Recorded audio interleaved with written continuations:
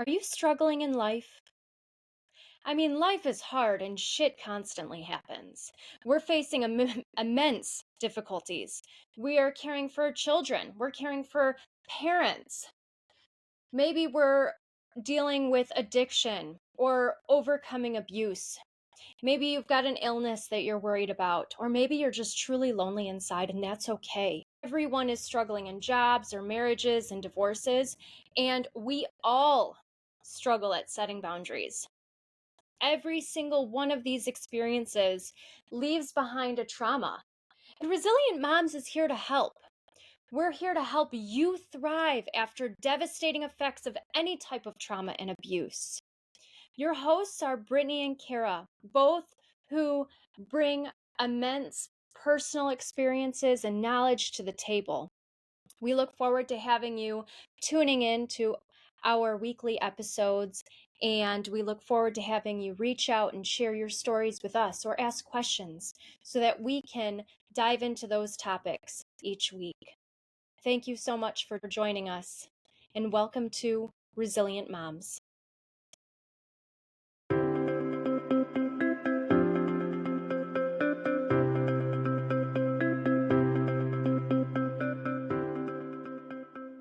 The first thing that you need in healing is a foundation of safety.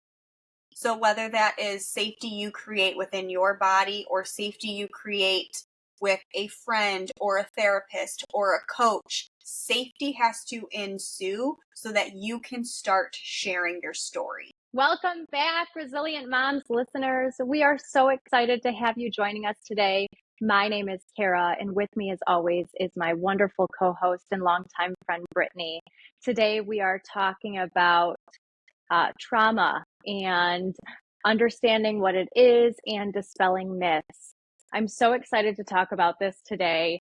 When I think of trauma, or at least before I learned really what it was, I thought it was the experience, the negative experience that you go through, whatever that is, whether it's a form of abuse, whether it's getting into a car accident, whether it's slamming your fingers in the door and then being afraid after, right? I always thought, Brittany, that the trauma was the experience. Before you really started diving in and learning a lot about this, what did you think trauma was? I thought it was the same exact thing. So whether it was a death in the family or I put a lot of energy into thinking that it was an abuse on yourself. So like whether you were physically or sexually or mentally abused, like you had to somehow be abused in order to have a traumatic experience. Yeah, absolutely. Why don't you? I know you've been doing a lot of learning over the last, let's call it year and a half, 2 years. What is trauma? Can you define that for us? Yeah, so trauma is actually energy that is held in the body, and it is turned on in a way through an experience, but that experience is not the trauma because what's in our bodies is always different. You and I may have had the same traumatic experience, but your body is different and my body is different. So how our bodies process that traumatic experience will change how the trauma is stored in our body. And so if that energy gets stuck and does not process all the way through, that is where trauma comes. I love that. Thank you so much. And it makes me think of a couple examples, right? I have never been in a car accident, but let's say that I have. Have you been in a car accident before? Yes. Okay. All right. So, but let's use that as an example right now. You and I could both get into a very similar car accident, right? Maybe it's a fender bender. Maybe it's worse than that, but it doesn't matter exactly what the experience is. Let's just call it a fender bender for now. And, I'm driving down the road. I get into an accident. Same situation happens with you. I could hold that experience in my body. Is that what you're saying? And then be afraid to drive my car? Is that what you're saying to me? Absolutely. It is your Okay. personal body's response to that experience. That is what the trauma actually is how your body reacts to it, not the experience itself. Okay. Okay. Let's let's use an example of, let's say, sexual abuse, right? That's one of the big ones when people think of negative experiences. Could two people who've been raped have two very different types of experiences? One can probably move on and maybe even still grow and heal a little bit faster, maybe, than the other. Absolutely. And a lot of it has to do with the way it was processed in the moments that it happened. So in a book I was reading, gosh, I can't even remember what it was. They did a study on sexual abuse survivors and their lives way after the fact. They had Okay. a group of people who were thriving. They were doing the jobs that they wanted to do within their careers. They had families. Other survivors were fell into drugs or alcohol, some type of addiction. And what they found in the patterns of both of them was that the group that was more thriving shared their story and were believed. So Interesting. the belief from someone else actually helped them process that energy of the traumatic experience. Whereas the other group may have come forward and shared, but they were not believed for whatever reason. And so they were kind of shut down, and that energy became stored and stuck in the body. And that is what led to different types of addictions. Wow. What advice do you think you could give our listeners if they are stuck? How do you think they can start getting out of that so that they can start healing properly and allowing that trauma and those feelings to come full circle so that they can move on? Yeah, so I would say, the first thing that you need in healing is a foundation of safety. So whether that is safety you create within your body or safety you create with a friend or a therapist or a coach, safety has to ensue so that you can start sharing your story. And as you share your story, the development of self-compassion and love is key. Because when you start looking at your story, you may feel a lot of shame. And shame does not, it like halts and stops the healing process. Okay, so we have to look at our experiences through a lens of compassion so that we can say, okay, you know what happened to me and who I am now, like my body did what it needed to do and it protected me. And when you have that lens, the healing can start. It's so interesting. Us as humans, right? Even as you were talking about that, you brought up shame and anxiety, and my immediate body response is still going to a horrific event rather than even a situation like a car accident, right? I'm going to share actually a recent example of something that I had to really sit in my body and figure out what was going on. And so this was just within the last 6 months. I was driving down the road on the freeway. It was raining outside. And all of a sudden, I hydroplaned. I got really nervous. I took a deep breath, right? Everything was fine. I didn't hit anybody. And I took a deep breath because I started shaking and I went, and in my mind, I went, everything is fine. Everything is fine. Everything is fine. You're good. Just keep driving. You're almost to work. I stopped myself from going through the motions. I just went, you're fine. Everything is okay. Keep going. That's what happened. So,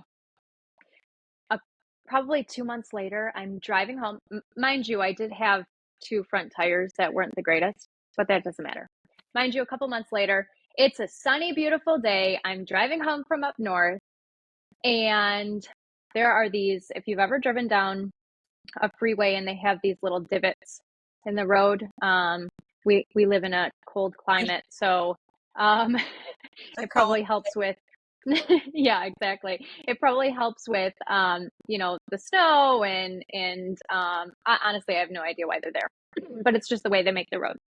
So I'm driving over these divots and I feel my car. What it feels like is that it's gliding over ice. I feel like I immediately go, I can't feel my tires on the road. I feel like I'm just kind of sliding across it. And as this is happening, my body starts shaking. I go into complete panic mode. And I love driving, right? So, me having this experience on the road, like I said, I went into complete anxiety and panic mode. I had to pull over. I was going 40 miles an hour on the freeway. I pulled over and I started bawling my eyes out. And I had to call my husband and I go, I don't know what's going on. It's my tires. I feel like I'm out of control. I have no control over my vehicle. And I was I was able to get home. Um, Everything was fine. We ended up changing all of my tires and I'm like, everything's gonna be fine now. A couple months later, I hit these divots again, which made my body think that we were hydroplaning or something was happening. And I started to go through panic mode. And instead, I paused and I listened to my body this time. I cried.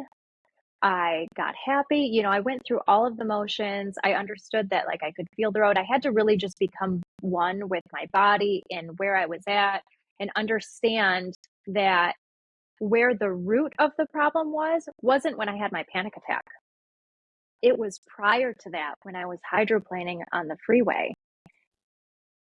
Isn't that crazy? And so now, I still have some of those trauma responses when I'm driving and I hit those divots on the road, but I can pause and reflect and listen to how I'm feeling inside so that I can continue to go full circle. And as I allow myself to do that over and over and over again, eventually driving over the divots won't be so hard in the future. It might be uncomfortable, but it won't be as hard.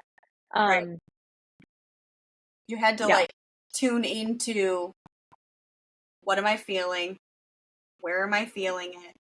Allow the feeling and the emotion to go full circle. Whereas the first time you did that, right, you just stopped it. So the Correct. second where you say, I'm fine, wherever that energy is in your body, it stays there, right? It's almost like you're lying to yourself. And by lying to yourself, Yes. you're creating stories, a narrative that can affect any future experience after that. Yes, absolutely. I love that you just said that because I was lying, right? I literally went, I'm sitting in the car shaking, driving down the freeway. My heart is racing.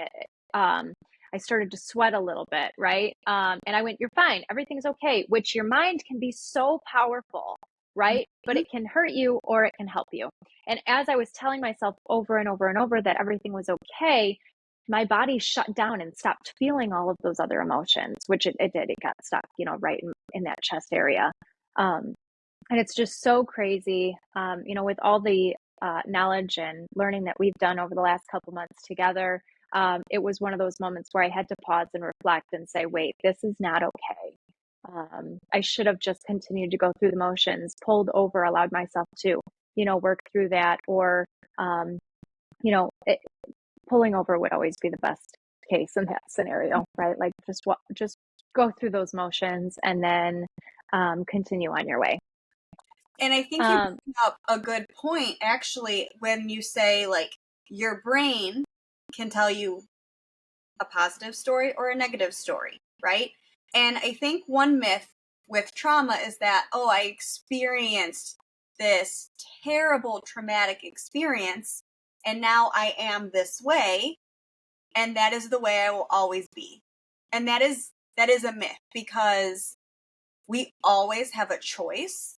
Now, when you've experienced trauma, the choice is harder to make because you just don't have the tools needed to make a more positive story. But there's always a choice and there's always a way. yeah, absolutely. And what else is interesting is trauma can happen to us even before we're born. Isn't that correct? Yes. Like 7 generations before we are born. So it's Wow. really crazy because if you think about it, like there's something called epigenetics in which this is when the experience, the whole nature versus nurture thing kind of falls out the window, right? Like Okay. they are both.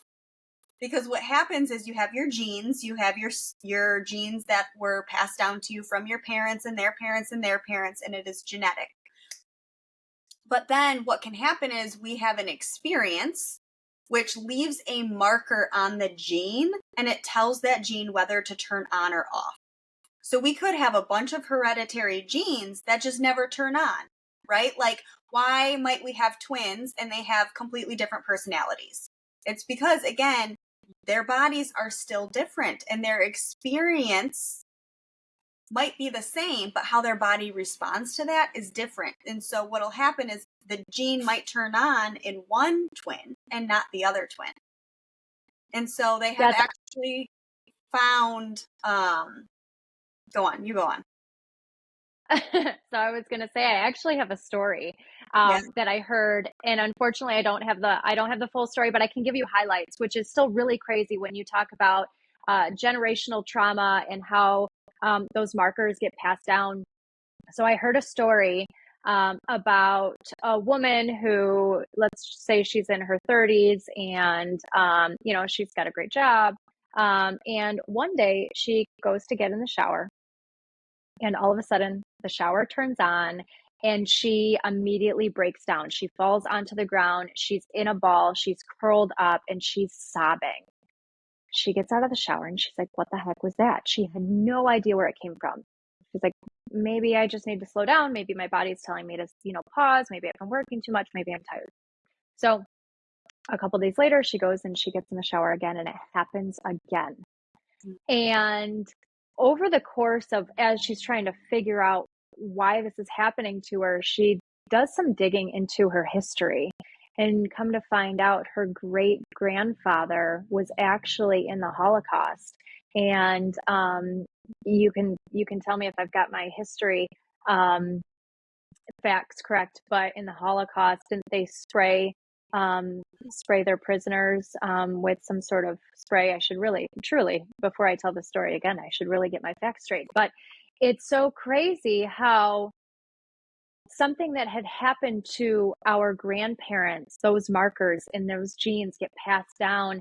And I mean, what came out of that was that she ended up finding more about her history. She was able to make some connections, but all of a sudden, just like you said, that marker got turned on for her, and it kind of exploded her life for a little bit. Right, right. And I think that by understanding that trauma can be passed down through generations, it can happen at birth, changes the connotation around it, right? Because the idea that trauma is only happens to people who don't have their lives together, or, you know, whatever, like, because we think of it as physical and sexual abuse, or Mm-hmm. maybe neglect, where the parent is completely ignoring their child. Like, those seem like really bad situations that could potentially have been prevented.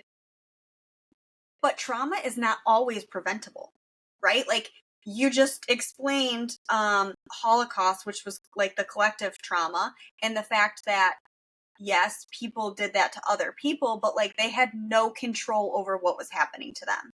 Another example might be at birth, right? Like, if your child is taken away from you and put into the NICU for a few weeks, like, trauma can come from that and not due to anyone's wrongdoing.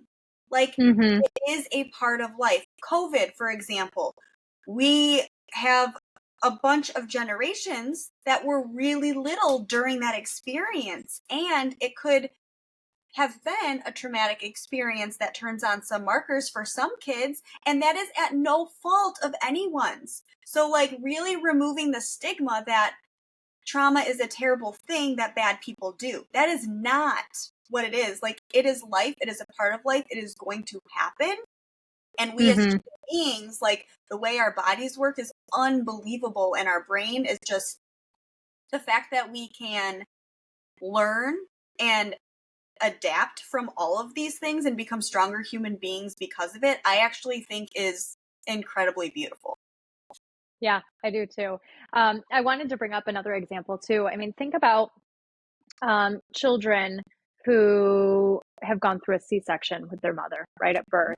Maybe that trauma is triggered as they grow older, and maybe they become anxious children because they didn't go through a normal birthing process, or maybe certain drugs were used during the birthing process that makes them become anxious, or they grow up and they have addictions or worries or things like that, and it's not even something that um, happened when they were older. It was just during the normal birthing process, right? And so once we understand and learn that trauma can happen at any time, I mean, it could be I closed my finger in the door and now I have some sort of worry. It could be I hydroplaned on the freeway. I have a worry.